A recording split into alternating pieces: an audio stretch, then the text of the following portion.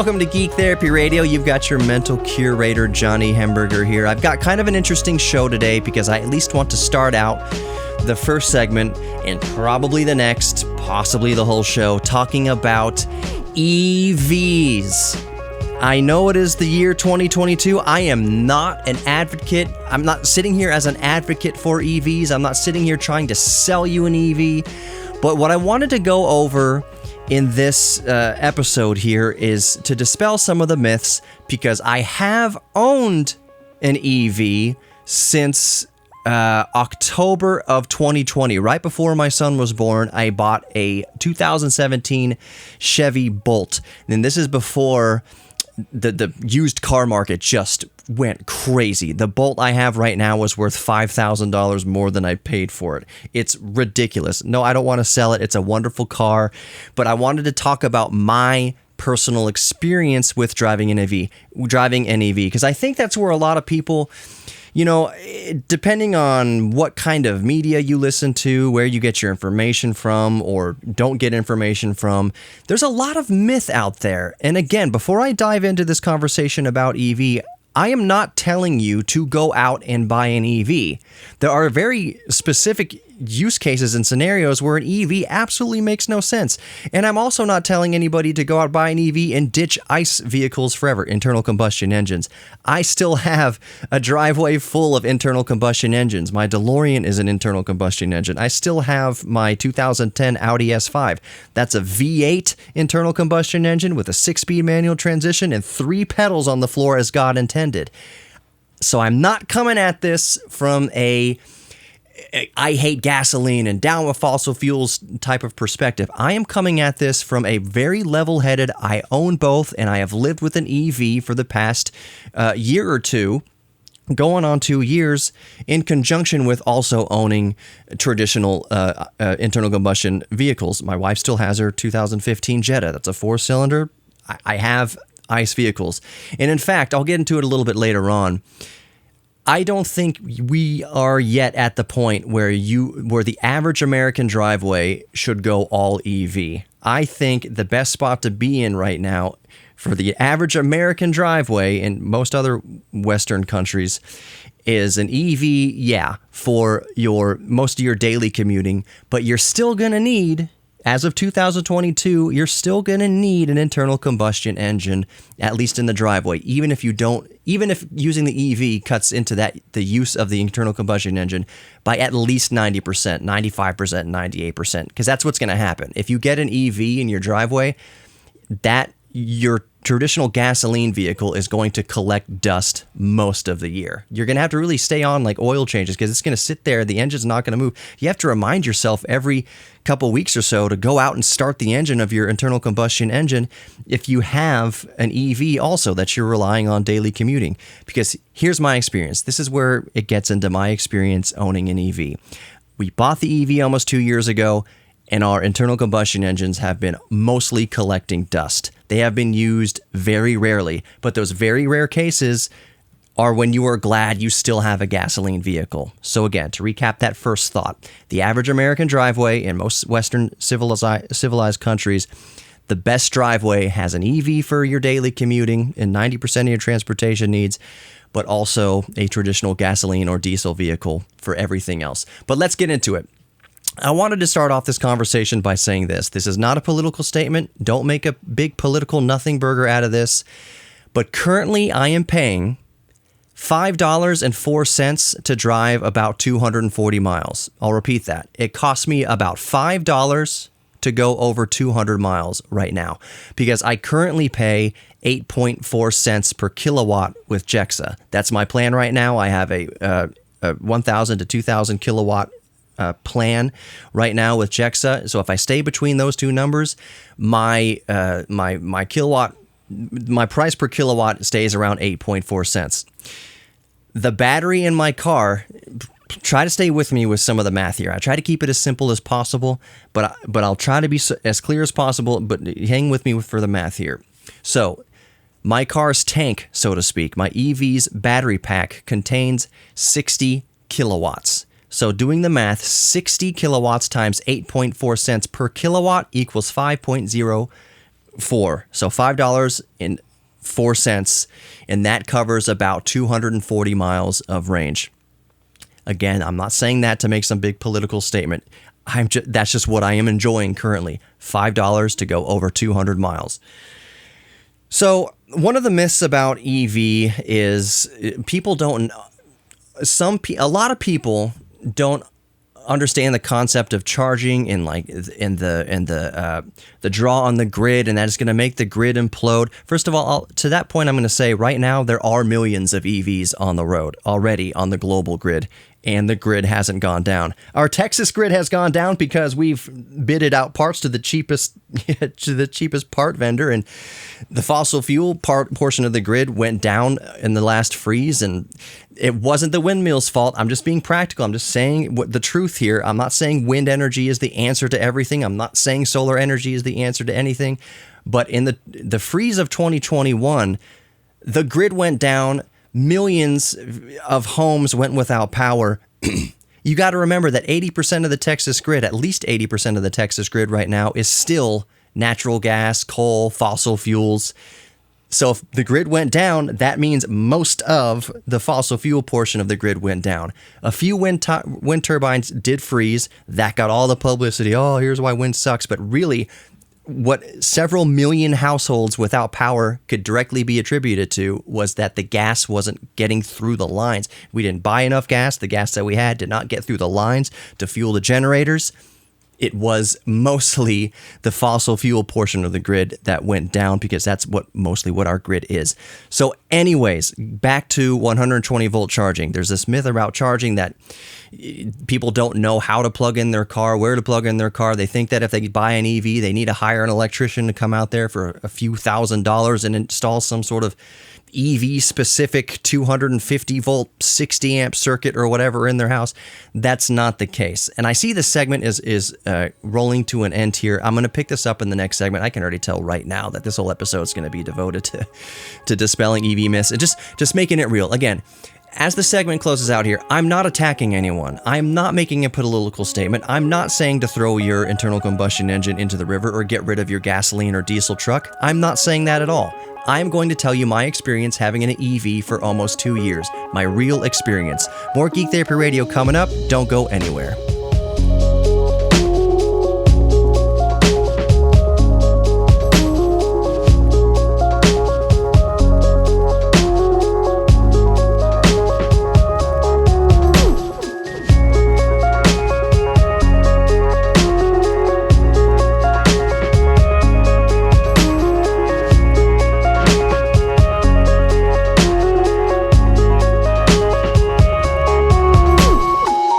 Welcome back to Geek Therapy Radio. You've got your mental curator, Johnny Hemberger, here, and I am talking about my personal experience owning an EV for the past 2 years, and this is coming from a car guy. I have a 1983 DeLorean DMC-12.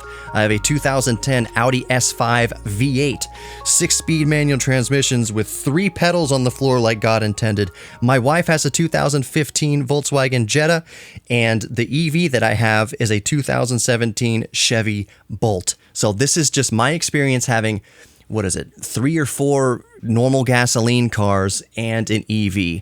My experience owning an EV for almost 2 years. I am not an advocate for EVs. I don't mean to stomp on this dead horse if you're just listening to the podcast, but for people just tuning into the second segment of Geek Therapy Radio, I'm not telling you to go out and buy EVs.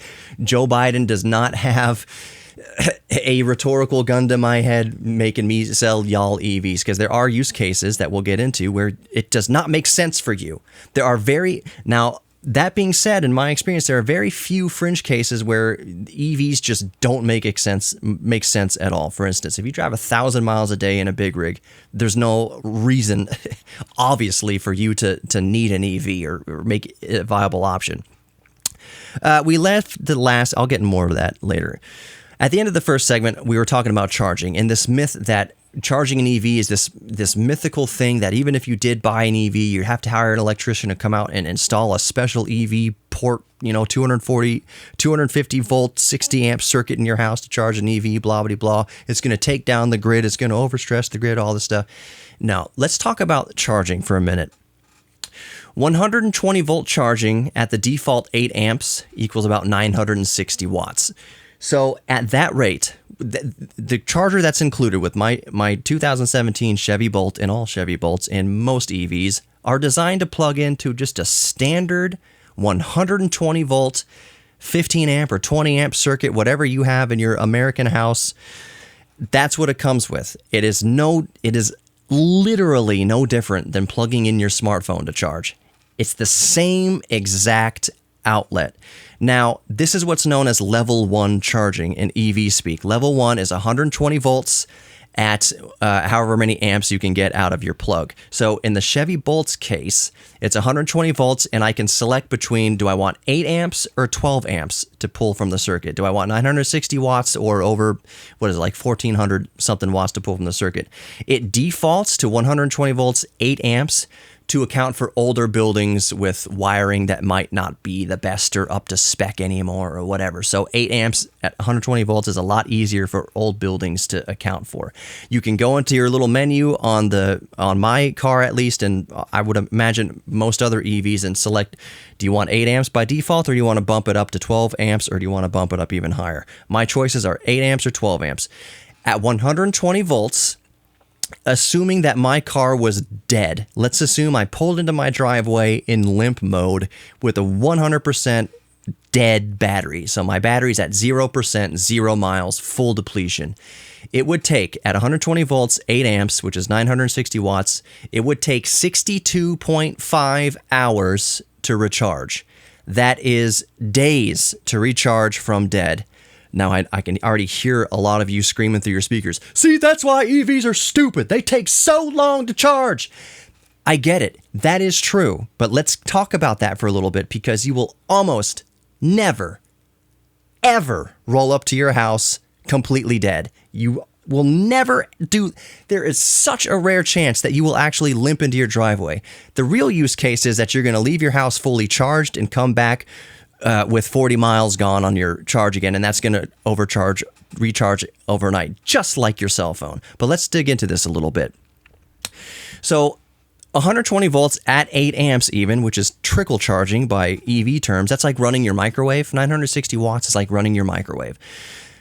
120 volts, 8 amps is good for the majority of charging. Most people leave it charging for when they go home, for when they get home, to when they go to work again. So let's just be flexible here and say that they get home at 6 p.m., plug in their car at 6 p.m., and then they leave again in the morning at 6 a.m. So let's just call it 12 hours at just under 1,000 watts. 12 hours of charging at the lowest rated charge speed will get you 46 miles. Most job commutes in the United States, at least, are within 20 miles. I know you're listening to this right now and you're saying mine is more than 20 miles. We'll get into that, believe me. But most commuters are 20 miles each way round trip. So even at 120 volts trickle charge, most people will still put more miles in than they will take out per day. So if you are getting 46 miles per night while it's charging, and you're only using 20 miles per day for the average commute, that's a 26 mile surplus every day. So 120 volt charging at 8 amps, 960 watts, that's going to cover most people for most needs. Doing the math a little bit more, at 12 amps, 120 volts, 12 amps, 12 hours will put 69 miles back in every night. So if you go into the computers or the little menu screen on your EV and you select 12 amps instead of 8 amps, you're going to put almost 70 miles back in the battery over 12 hours while you're sleeping, drinking beer, watching sports, whatever you're doing. You're going to get almost 70 miles just overnight. So from my experience, 120 volt trickle charging, even at 8 amps, covers at least 95% of the average driver's needs, if not more so. And please keep remembering that term, average driver's needs. Most people are average, so even at 120 volts at just 8 amps, 95%, 90 to 95% at least, if not more, of the average driver's needs will be met just with that standard 120 volt outlet in your garage that you might plug in a vacuum into, or you might plug in an electric leaf blower or something like that. My garage alone is an older house built in the 80s, probably has at least 10 120 volt outlets in the garage. Bog standard. That outlet's going to cover 95% of drivers' needs, 365 days a year. Where it gets interesting now is what about 240 volts or 220 or 250, whatever your house is rated at. At 240 volts and 12 amps, which my included charger, the charger that comes with the Chevy Bolt, if you plug it into a 240 volt outlet, it automatically switches to 240 volt circuitry and charges at 12 amps. So 240 volts at 12 amps is, well, I didn't write it down here. It's, I want to say it's 2,500 kilowatts, something like that. Maybe I'll see it here in a minute. Getting back on point here, 240 volts at 12 amps. If you charge for 12 hours that way, you're getting 138 miles. So again, 240 volts at 12 amps. This is just using the included charger that comes with my Chevy Bolt at least. 12 hours of charging overnight gets 138 miles. That's pretty good, actually. But here's the thing. Here's something to consider with this. Lots of garages already have a 240 or 220 or 250 volt outlet in their garage. It's usually, let's just call it 240 volts at 15 amps. That's the plug that you plug in your more power-hungry power tools into, like your table saws and your bench grinders and things like that. So they're already 240 volt outlets in a lot of garages. So charging at 240 volts, 12 amps, that gets you 138 miles, and I would wager that most houses already have that in there. So most houses can provide 138 miles overnight while they charge their car. Pretty good. So the next step up from that outlet, and again, in this portion, I'm just talking about what most houses already have in there. No calling an electrician to install extra circuits. This is just what the odds are that you listening right now, whoever you are, have these outlets already in your house. The next outlet with higher rating is easily going to be your dryer outlet. That's 240 volts, 250, 220, whatever. It's usually like a 30 amp circuit. So you already have that available in your house. I bought off of Amazon for a couple $100, 240 volt, 24 amp charger. That allows me to put 5,760 watts or 5.76 kilowatts per hour into my car, which means that I can charge my car from dead to full in around 10 hours, so less than overnight. Let's talk more about this stuff, more EVs. We could just kind of dispelling the myths and my experience owning an EV over the past 2 years. I still have gasoline cars, still love my DeLorean, still love my Audi S5, but let's talk about my ownership of an EV. What has it been like for me? Let's stomp some myths. I'm not trying to sell you an EV. But anyways, more Geek Therapy Radio, don't go anywhere.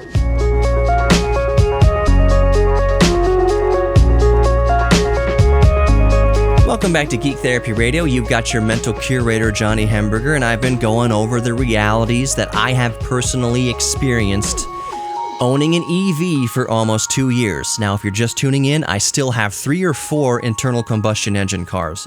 I have a 1983 DeLorean V6, a 5-speed manual transmission. I have a 2010 Audi S5 V8, naturally aspirated, 6-speed manual transition.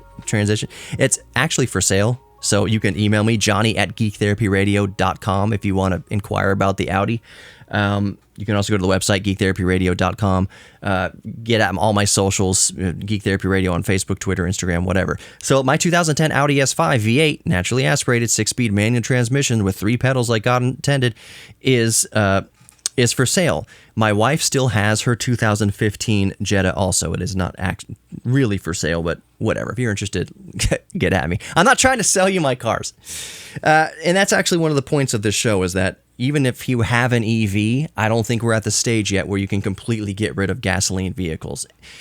That's a whole big, I think a lot of people think that, like, when you buy an EV, you're making this statement that you're going full EV forever. Like, you shake your fist at fossil fuel and $6 a gallon gas, and you're just like, I'm going EV forever.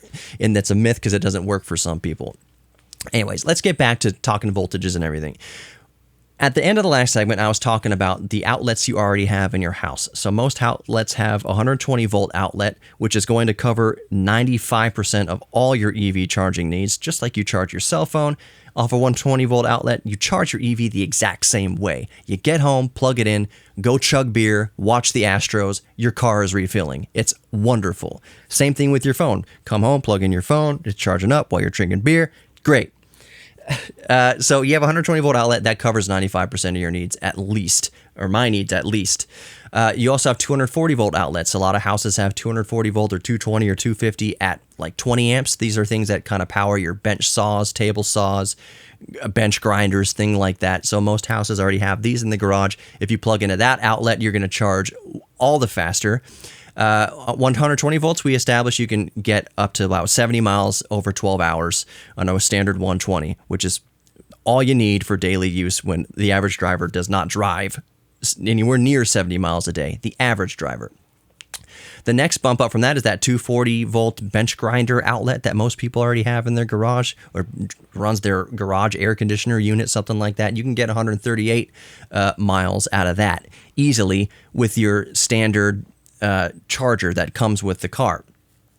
So the next plug outlet, the next outlet that is in most houses is your dryer outlet, and that can easily handle, in my case, I have a charger that can charge at 240 volts at 24 amps. So I'm charging at about almost 5.8 kilowatts per hour, and that will charge up my car from dead to full in just over 10 hours.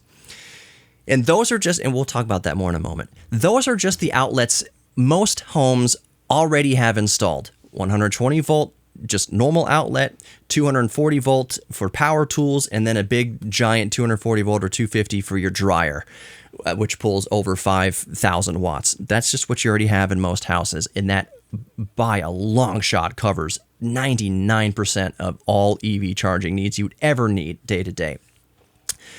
So those are just the power outlets that come in most American homes. Now, if you want to step up, you can call an electrician and easily install another 250 volt, 30 amp plug to your house, socket to your house, and charge at 7.5 kilowatts.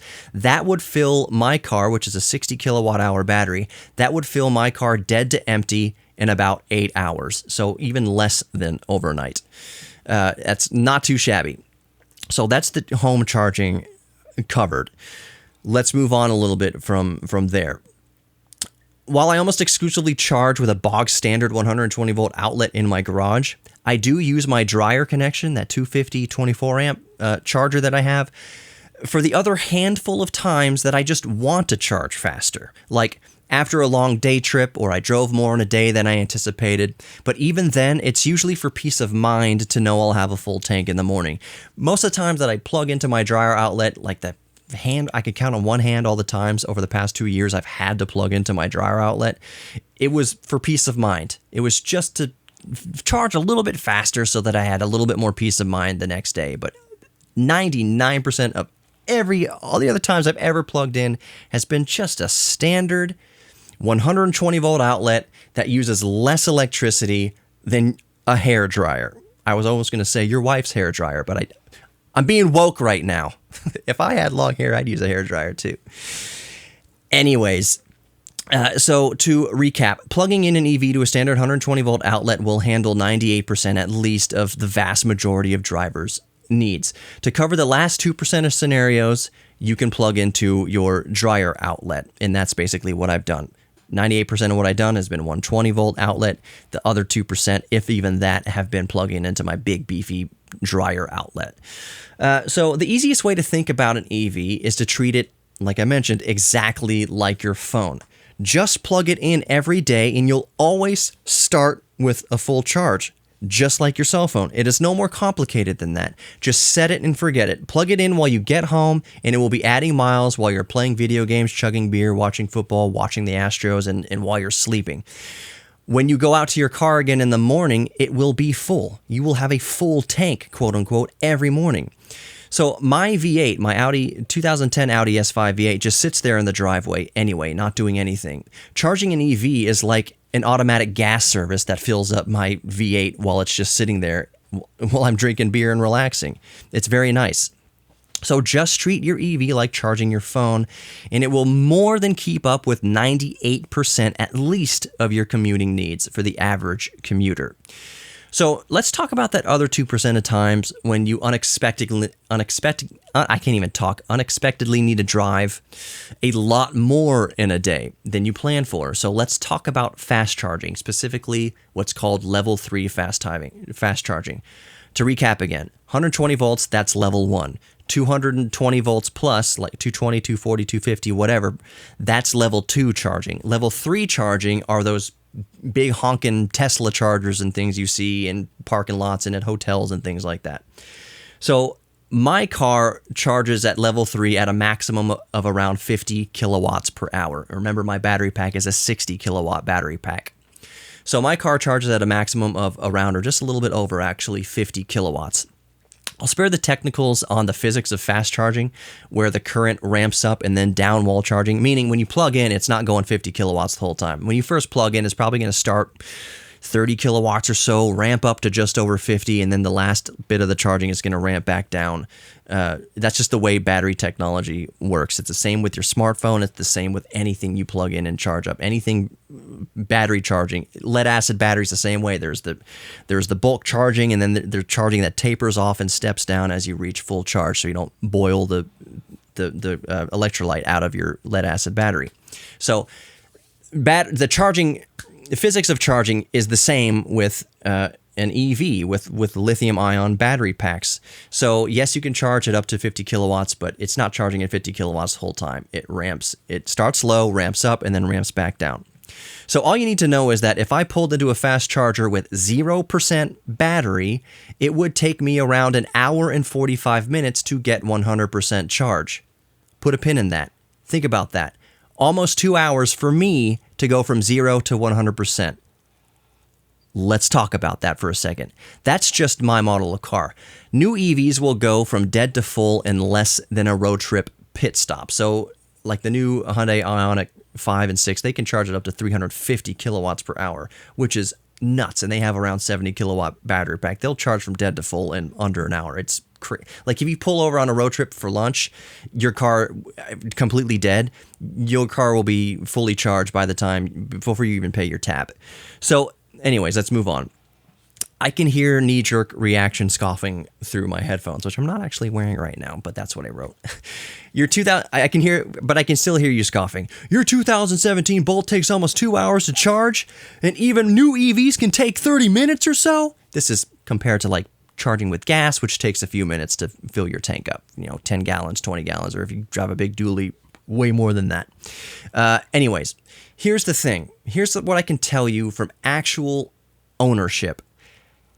Yes, they can take that long, and yes, they do take that long to go from dead to full. So at best, dead to full in about 30 minutes with new EVs. For me, dead to full would take almost 2 hours. But here's the actual reality that you learn when you own an EV for an extended period of time. You're almost never ever dead. When you pull up to a level 3 charger, you are almost never ever completely dead. You almost always have a charge left. You almost never pull up needing a full charge. Here's what actually happens. The reality is you almost always pull up to a fast charger with some juice, and all you ever really need is just enough juice to get home. So 99 times out of 100, you don't need 250 miles of charge. You only need maybe 10 or 20 miles. That real-world scenario means you only need to pump electrons as fast as pumping gas, meaning if you stand at a gas pump for 5 minutes to fill your tank, if you stand at an EV charger for 5 minutes to fill your tank, that 5 minutes is going to get you home for the rest of the charging. Let's put a pin in that. Let's come back to this conversation in the last segment of Geek Therapy Radio. You are listening to Geek Therapy Radio. I'm your mental curator. Let's keep talking EVs. Don't go anywhere.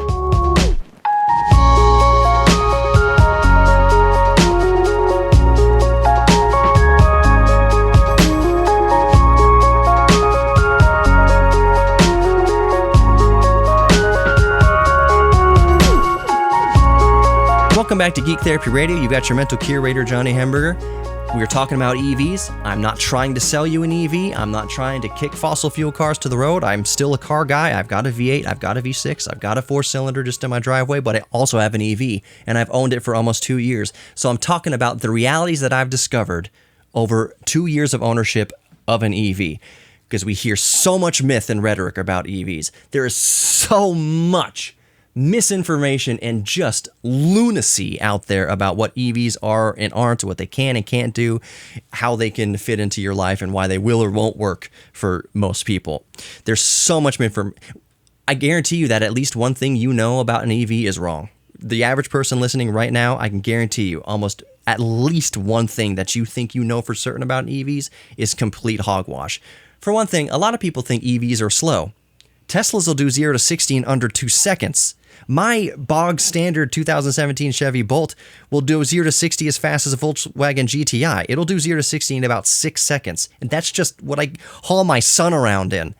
EVs are fast. They are extremely fast. Sub 2 second 0 to 60 fast. That's how fast. So this idea that EVs are slow, that comes from this notion about like the old, like early adopters, 2012-ish era kind of Nissan Leafs and things that only had a range of about 80 or 90 miles and went 0 to 60 in God knows how long, 12 seconds, 13 seconds. Now, there's not a new EV being sold right now that has anything slower than a 7-second 0 to 60 time. My little crossover EV does 0 to 60 in around 6 seconds. Teslas will do 0 to 60 in under 2 seconds. They will send you to the hospital. They're so fast. The G-forces, if you were to repeatedly expose yourself to those G-forces that you experience in an EV, you will go to the hospital. You'll have heart palpitations. You'll be bruised. Your bones, you'll get pinched nerves. It's dangerous how fast EVs are. The new Hummer EV that's coming out will do 0 to 60 in like 3 seconds. That is just shot in the dark here. Almost a 9,000-pound vehicle, maybe 7. I don't know the official weight. It's a Hummer. It's huge, and it's got a huge battery in it, and it will do 0 to 60 in 3 seconds. EVs are the fastest cars on the road. So this myth that they're slow is it's just completely untrue. So let's go back to my experience charging. So at best, the best new EVs can charge, if you're at a perfect charger and you're in the right car, they can charge 0 to full in 30 minutes. They can, and yes, it will take that long to fully charge an EV. My EV personally can't charge it that fast. I can only charge at 50 kilowatts, and it would take me almost 2 hours to go from 0 to full. But you almost never pull up to a level 3 charger completely dead. You almost always have juice. The reality is that you pull into the charger with some juice, and all you really need is just enough juice to get home. So 99 times out of 100, you don't need 250 miles of charge. You only need 10 or 20, just that last little bit to go home. And then you can plug it into your home charger for pennies on the dollar and charge while you're chugging beer watching the Astros. So to recap, you don't ever need to sit there for 30 minutes on an EV. Rarely do you ever need to sit there for 30 minutes at a charger. Extremely rarely, if almost never, do you ever need to sit there for 2 hours waiting for it to charge. You just need a few minutes. The same amount of time it takes you to pump gas, you can pump electrons into your car to get home in 99.9% of scenarios. So it's a myth that you need to sit at a charger for 2 hours or whatever to fill your tank. You almost never, ever, ever, ever have to do that. So then when you're home and you're relaxing in your boxers and drinking beer and watching Astros, like I say, your car's in the garage filling up the rest of the way, as I mentioned, for pennies on the dollar. You're filling up for around $5, even when a Prius currently takes $50 or more. Even that dorky little Prius that you see next to your big jacked up dually, that still costs at least $50 to fill the tank of that car. Whereas in my use case scenario with my 2017 Bolt, as I mentioned earlier, it cost me $5 to go over 200 miles. $5 to fill my tank. And again, I'm not telling you that you should sell your dually and go buy an EV. That's not what I'm saying. We're not there yet to where we can completely ditch our gas engines. I'm just saying that's the reality. That's what I've experienced owning my EV. In addition to my stable of gas cars, is that the EV takes $5 for me to go over 200 miles versus the gas cars, which take dozens of dollars, $100. My Audi is like 14 gallons times 5. What is the math there? It's a lot. It's a lot of money. So that's been wonderful in my case, in most EV drivers' cases, has been like just the savings at the gas pump. Again, I'm not saying that so that you go down to Tesla or whatever and buy or Ford and order a new F-150 Lightning. I'm not trying to sell you an EV. I'm just talking about the realities, just talking about the numbers of after 2 years of ownership and experiencing it and still owning gasoline cars. So Those are the benefits discussed and myths debunked, but there are some realities. While adding an EV to the driveway would make sense for 95% of the for 95% of drivers, here's why it won't make sense for fringe cases, possibly even yours. First of all, apartments. It's hard to charge an EV if you live in an apartment. Run a big old extension cord if you can, but it just doesn't. EVs in apartment buildings don't really make sense unless your building has dedicated EV charging spots. Anyways, here's some more fringe cases where it wouldn't make sense. Really, it boils down to two factors: how much you drive per day, and if you drive a lot per day. And there's two things. It's how much you drive per day and your access to decent charging. So do some personal math. If you drive less than 46 miles per day, even an old house with crappy wiring will more than cover your needs. Just plug it in, 120 volts, 8 amps, you're set. Keep in mind that there will be days where you drive way less or not at all. So we talked about that 12-hour overnight charging. Think about other times and over holidays and things like that where your car's sitting there for maybe 36 hours, 48 hours. You're not driving it for a couple days. That's all just charge time. That's all just juice going back into your car. So again, like I said previously, this scenario covers the vast majority of drivers, most likely even you listening. For the vast majority of drivers, their car will be full every time they leave in the morning. Every time they leave in the morning, your car will be full. Most people don't realize how often their car is actually sitting unused. Weekends, holidays, like I just mentioned, even on a busy schedule, most people have huge gaps between driving. And a standard 120 volt outlet is more than good enough to keep your car fully charged, considering those big long gaps and considering overnight.